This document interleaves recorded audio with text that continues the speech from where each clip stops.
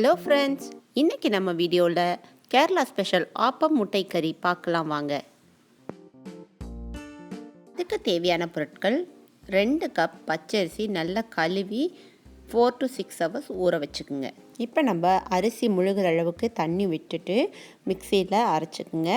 ஒரு குரண பதம் வந்தோடனே 2 ஸ்பூன் அதை எடுத்து வச்சுக்குங்க. அதை நம்ம கஞ்சி மாதிரி காய்ச்ச போகிறோம். இப்போ பாருங்கள், 2 ஸ்பூன் நான் கடாயில் விட்டுருக்கேன்.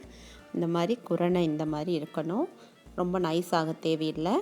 அதில் ஒரு 3/4 கப் அளவுக்கு தண்ணி விட்டு நீங்கள் கொதிக்க விடுங்க. நல்லா ஒரு கஞ்சி மாதிரி ஆனோன்னு ஸ்டாப் பண்ணிடுங்க. இப்போ பார்த்திங்கன்னா நல்லா கெட்டியாகி வந்திருக்கு. இதுக்கு பேர் குறுக்குன்னு சொல்லுவாங்க. இதை நம்ம ஆற வச்சிடலாங்க. அடுத்தது தேங்காய் துருவல், 1 கப்பு தேங்காய் துருவலை அந்த மாவில் அரைச்சி எடுத்தாச்சு. இப்போ நம்ம அந்த மாவில் குறுக்க மிக்ஸ் பண்ணுறோம். எல்லா பக்கம் கலக்கிற மாதிரி நல்லா கலக்கி விடுங்க. அதுக்கப்புறம் நல்லா ஒரு மூடி போட்டு 6 to 8 hours நல்லா புளிக்கணும்.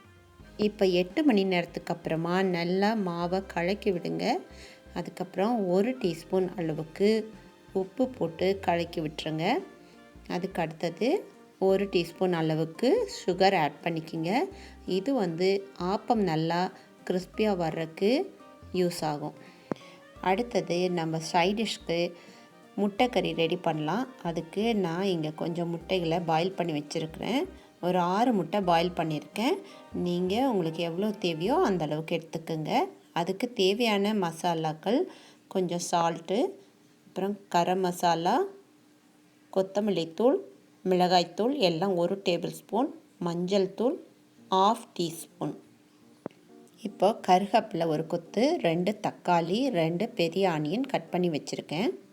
இப்போ கடாயில் எண்ணெய் சூடானோடனே வெங்காயம் போட்டு நல்லா வதக்கி விடுங்க. அதில் கொஞ்சம் உப்பு சேர்த்து நல்லா வதக்குனிங்கன்னா சீக்கிரம் வதங்கிடும். இப்போ பூண்டு இஞ்சி பேஸ்ட்டை 1 டேபிள் ஸ்பூன் அதோட ஆட் பண்ணிக்கலாம். நல்லா அந்த பூண்டு இஞ்சி வாசம் போகிற அளவுக்கு நல்லா வதக்கி விட்டுருங்க.